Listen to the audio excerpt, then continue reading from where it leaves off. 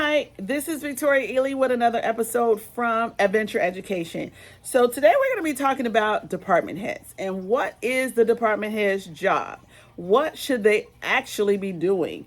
Not what they have been doing. A lot of times department heads get in a role and they take the seat and they get the stipend and the department is not growing, the department is not developing. So let's talk about some of the things that are intentional about what they should be doing. And then we'll leave the what they should not be doing to the osmosis. Like there are things obviously that they shouldn't be doing, but let's focus on what we do know and what are the obvious things that department heads should be doing. And I'd start off with I was a department head as a brand new teacher. I was given the option department head, gifted as a brand new teacher. And of course, as a brand new teacher, I did not know what gifted students were going to need. So I chose department head. So I went in out the gate being a department head.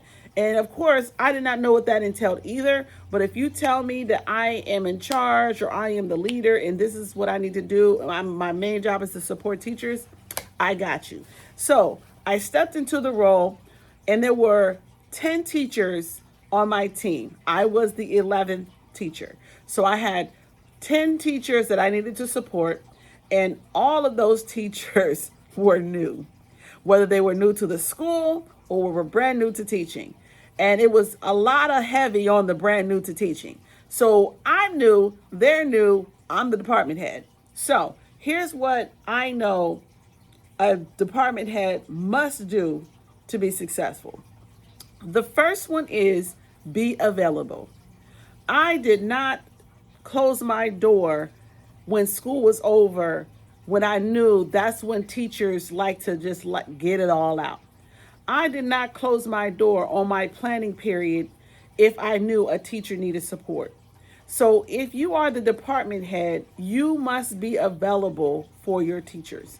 And that availability goes outside of what you might really want it to go outside of if you're really trying to be supportive of your teachers and your team.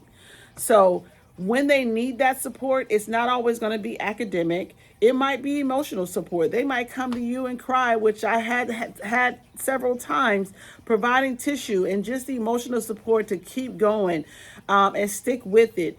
And every teacher that did that, I still know those teachers and they're still thriving to this day, because in that first year, it is really hard. There are days you're going to want to cry. You're going to want to close that door and vent to somebody who understands firsthand what you're actually going through. And that is the teacher in your department. Not necessarily your spouse when you get home or your parent who was a teacher. People who are in the environment with you are the ones who understand more than anyone what you might be going through. So as a department head, you must be available. Second, you must be organized. You cannot run a department if you are chaotic. Your classroom looks a hot mess, or you are always unprepared for the PLC or the meeting that you're supposed to be prepared for. You're supposed to be organized. And these are not skills that you actually develop in the role. You should already be that person. So you should not want to be the department head if you are a disorganized person. You must make sure that when you take on the role of department head, that you are ready to have your agendas for the meeting. You have your sign-in sheets printed out and ready. You have your PDs for your team that you plan to do while you're in your PLCs together. You should know the data that's in your department. You should know all of the things that are going to be asked of you when it's time to go to that round table with all the other department heads and the APs and the principal. You should know everything about what's going on in your department. So if you are not organized, you will not be successful as a department head, because it is more than being relational with your teachers and more than just trying to emotionally support them. You have to produce results from your department, and that comes from knowing what's going on in your department. Number 3 is being intentional. Being intentional about what you want to achieve in your department. Most department heads at the beginning of the year has to set a goal on what their department is going to achieve by the end of the year. And that is intentional. You must know where your department was last year. Do you have new teachers this year? Like, what is it that you're going to actually be able to produce by the end of the year? And being intentional about making sure those things happen. If you have new teachers on your team, they've never taught before, similar to like I didn't know what I was doing, but I knew what I should see if I'm looking at a good teacher or a new teacher. So I was intentional about going to classrooms and doing walkthroughs as a department head and checking to see if I could provide any intentional support on anything that I could help with. Now, the things that I did not know, I went to my assistant principal. But for the things that I knew, like there's certain things you just know should be going on. If those things aren't going on, then you have to be intentional about providing the support that's needed.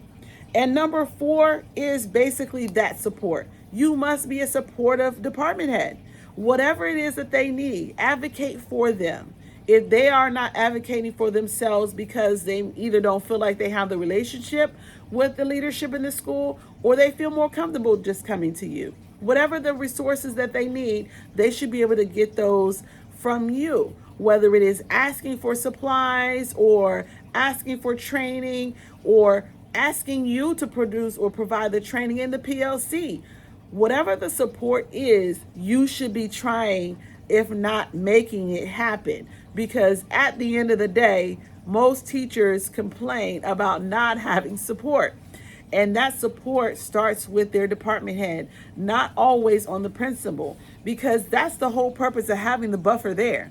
The buffer of the department head is to weed out some of the things that can be handled on the department level that doesn't have to go up to the assistant principal or even the principal for that matter.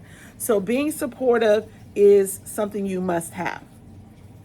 And also, to be a department head, you must have a growth mindset. You must be willing to help your department grow, whether it is in the results of their assessments, whether it is the lesson planning, whether it is the classroom management issues, the lessening of referrals. You know, one of the best ways to determine how successful things are going on in a classroom or even in a school is sometimes just looking at the attendance. Are students wanting to come to your class? Are they wanting to come to school? And a lot of times, the environment and the culture that's being created and cultivated in the school can come from how you are developing your teachers in your department. I came from, or I still am, department social studies. And I believe that we are kind of like the society of the school. We kind of set the tone for how the citizenship role works inside the school. And we should be modeling that by what we require from our departments. And I think that if you are in the role of department head and you're not trying to develop and grow your teachers, which ultimately results in student success or student achievement, then you should not accept or you should not continue in that role. It is not just a stipend and a title. It is a position of leadership, and you should be trying to grow your department or develop your department in a way that you see them either attempting to move on to better opportunities, expanding their pedagogy in some way or another, or even to the point where they now want to become the department head or department chair at some point. So my opinion about leadership is if your goal is not to grow your department or to lead the people in your department to become better, then you are not truly a leader. So, how did I end up not being the department head anymore? It was because I learned that one of the teachers on my team wanted to become an assistant principal. And in my school district, being a department head is one of the requirements to get you started. So I decided that year to step down from the department head because I was not aspiring to be an assistant principal at that time. And I allowed that person to go into the role, and they thrived, and they are now functioning as an assistant principal to this day. And I'm sure on their way to principalship at some point. So when you are in a role or a position of leadership, your goal is to allow your anyone who is working with you to build themselves up. So that is something that I am proud of, that I got to be part of seeing someone's growth. And it was because I was willing to step down and not hold on to a position just for the sake of it, but I allowed that person to move up. And when I did that, I just transitioned to grade level chair, which is equally as responsible because we plan different things throughout the year, including the end of the year field trip and things like that. So it did not remove me from leadership. I just went a little more of a lateral role where I worked directly with the AP on that grade level versus being over the department. So, when you're a leader, you naturally function and flow in most positions. It just depends on how much work you have to do. So, if you are wanting to be a department head, it is not a cumbersome job. It is really relationship building, but you also have to make sure that you are trying to build up your department. So I hope you learned something today. I hope you also learned what a real leader is supposed to be doing in the role of department head. And hopefully you're not one of those people holding on to the title for the sake of holding on, but you're actually doing what's necessary to build up your department in your school. So thank you for your time. I hope you stuck around and you took some notes. Please don't go back to your school and try to take your department head's job, but what you can do is hold them accountable.